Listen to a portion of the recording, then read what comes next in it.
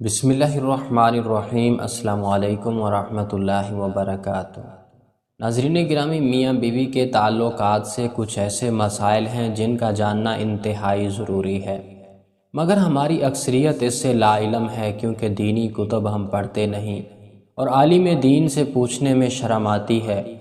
میاں بیوی ایک ساتھ غسل کر سکتے ہیں اور ان کے لیے ایک دوسرے کے سارے بدن کو دیکھنا جائز ہے، شرعاً ممانعت نہیں۔ البتہ شرمگاہ کی طرف دیکھنا خلاف ادب اور ناپسندیدہ ہے، جیسا کہ ام المومنین حضرت عائشہ صدیقہ رضی اللہ عنہا فرماتی ہیں کہ میں اللہ کے رسول صلی اللہ علیہ وآلہ وسلم کے ساتھ ایک ہی برتن سے غسل کیا کرتی تھی۔ آپ مجھ پر سبقت فرماتے تو میں کہتی مجھے بھی پانی دیجیے، مجھے بھی پانی دیجیے۔ ایک اور روایت میں ہے، وہ فرماتی ہیں کہ نہاتے وقت میرا اور رسول کریم صلی اللہ علیہ وآلہ وسلم کا ہاتھ برتن سے پانی لینے میں آگے پیچھے ہوتا تھا۔ اور حضرت عائشہ صدیقہ رضی اللہ تعالی عنہا ہی فرماتی ہیں کہ نہ تو آپ صلی اللہ علیہ وآلہ وسلم نے کبھی میرے سطر کی طرف دیکھا اور نہ ہی میں نے کبھی آپ صلی اللہ علیہ وآلہ وسلم کے سطر کی طرف دیکھا۔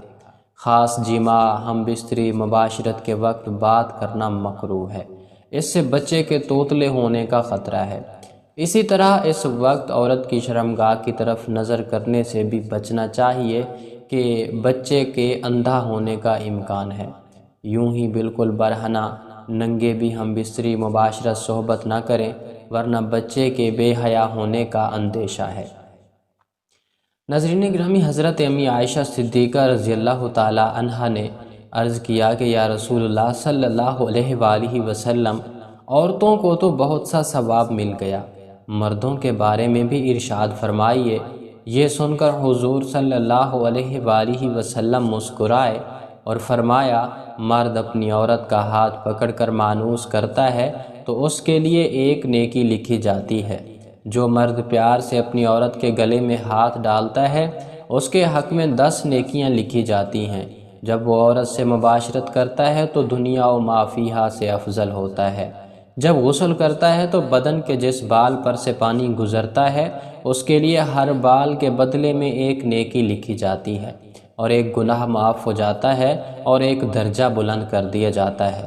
اور غسل کرنے کے عوض میں جو چیز دی جاتی ہے وہ دنیا اور ما فیہا سے بہتر ہوتی ہے، اور بے شک اللہ تعالیٰ اس پر فخر کرتا ہے اور فرشتوں سے کہتا ہے کہ میرے بندے کی طرف دیکھو کہ ایسی سرد رات میں غسل جنابت کے لیے اٹھا ہے اور وہ اس بات پر یقین رکھتا ہے کہ میں اس کا رب ہوں۔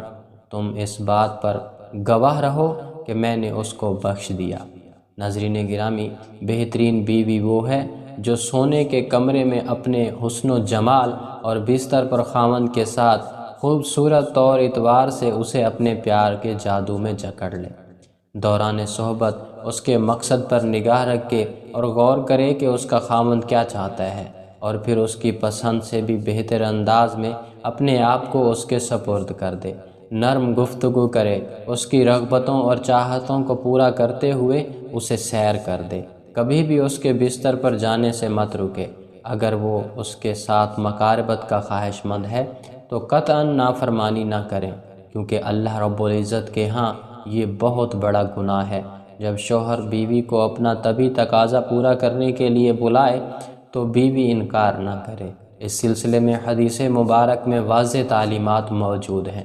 چنانچہ ارشاد مبارک ہے، جب آدمی اپنی بیوی کو اپنی حاجت پوری کرنے کے لیے بلائے اور بیوی انکار کرے، جس پر شوہر غصے کی حالت میں رات گزارے تو صبح تک فرشتے اس عورت پر لعنت بھیجتے رہتے ہیں۔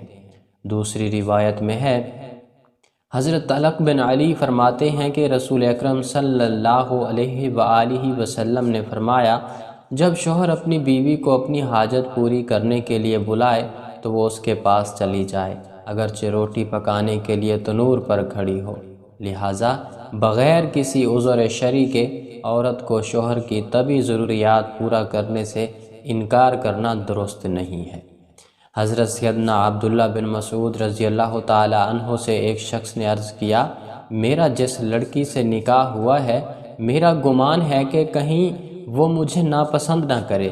آپ رضی اللہ تعالیٰ عنہ نے فرمایا محبت اللہ تعالیٰ کی طرف سے ہوتی ہے اور نفرت شیطان کی طرف سے، تو ایسا کیا کرو کہ جب تم پہلی بار اس کے پاس جاؤ تو دونوں وضو کرو اور 2 رکعت نماز نفل شکرانہ اس طرح پڑھو کہ تم امام ہو اور وہ تمہاری اقتدا کرے، تو انشاءاللہ العزیز تم اسے محبت اور وفا کرنے والی پاؤ گے۔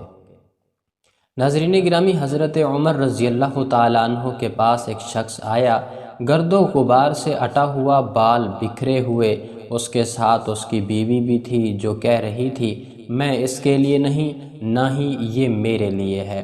آپ رضی اللہ تعالیٰ عنہ نے جان لیا کہ یہ عورت اپنے شوہر سے نفرت کرتی ہے، اس لیے آپ نے شوہر کو حکم دیا کہ وہ غسل کرے اور اپنے سر کے بالوں کو ترشوا لے اور ناخن کتروا لے۔ جب شوہر فارغ ہو کر آیا تو آپ رضی اللہ تعالیٰ عنہ نے کہا کہ آپ بیوی کے سامنے آؤ۔ بیوی نے دیکھا تو دم بخود رہ گئی اور نہ پہچاننے کی وجہ سے پیچھے ہٹنے لگی۔ پھر جب پہچان لیا تو اس کا بوسہ لیا اور اپنے دعوے سے دستبردار ہو گئی۔ حضرت عمر رضی اللہ تعالیٰ عنہ نے فرمایا کہ تمہیں ان کے ساتھ اسی طرح کا برتاؤ کرنا چاہیے، اللہ کی قسم انہیں پسند ہے کہ تم ان کے لیے آراستہ پیراستہ رہو، جیسے تم چاہتے ہو کہ وہ تمہارے لیے ہی بنی سنوری رہیں۔ ناظرین گرامی، حضرت سیدنا امام غزالی رحمۃ اللہ تعالیٰ علیہ فرماتے ہیں جماع یعنی صحبت کرنا جنت کی لذتوں میں سے ایک لذت ہے۔ حضرت سیدنا جنید بغدادی رحمۃ اللہ علیہ فرماتے ہیں انسان کو جماع کی ایسی ہی ضرورت ہے جیسا کہ غذا کی۔ حدیث نبوی صلی اللہ علیہ وآلہ وسلم ہے کہ مرد کا اپنی بیوی کے ساتھ اکٹھے ایک بستر میں سونا افضل ہے، الا یہ کہ کسی ایک کو عذر ہو، اس لیے مقصد ہم بستری کرنا نہیں ہے بلکہ مقصد بیوی کے دل کو خوش کرنا ہے۔ بیوی کے دل کو خوش کرنے کے لیے ایام کے دنوں میں بھی اس کے قریب ہو جانا گویا انبیاء علیہم السلام کی سنت مبارکہ ہے۔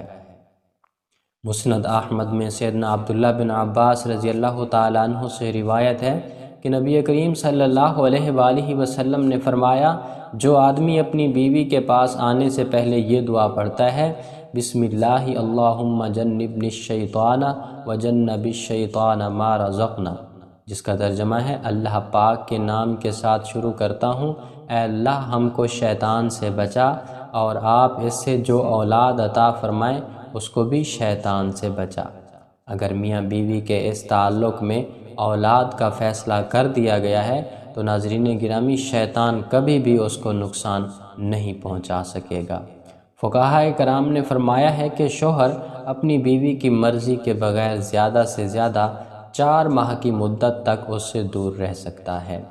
امام جلال الدین سیوطی رحمۃ اللہ تعالی علیہ نے حضرت عمر فاروق رضی اللہ تعالیٰ عنہ کے حوالے سے یہ بیان کیا ہے کہ آپ رات کے وقت گشت کر رہے تھے تو ایک گھر سے ایک عورت کی آواز آ رہی تھی اور وہ کچھ اشعار پڑھ رہی تھی، جن اشعار کا مفہوم یہ تھا کہ اس کا شوہر گھر سے کہیں دور چلا گیا تھا اور وہ اس کے فراق میں غم زدہ تھی۔ حضرت سیدنا عمر فاروق رضی اللہ تعالیٰ عنہ گھر آئے اور اپنی زوجہ محترمہ سے دریافت کیا کہ ایک شادی شدہ عورت شوہر کے بغیر کتنی مدت صبر کر سکتی ہے؟ تو آپ رضی اللہ تعالیٰ عنہ کی زوجہ مبارکہ سے یہ جواب ملا کہ 3 سے 4 ماہ۔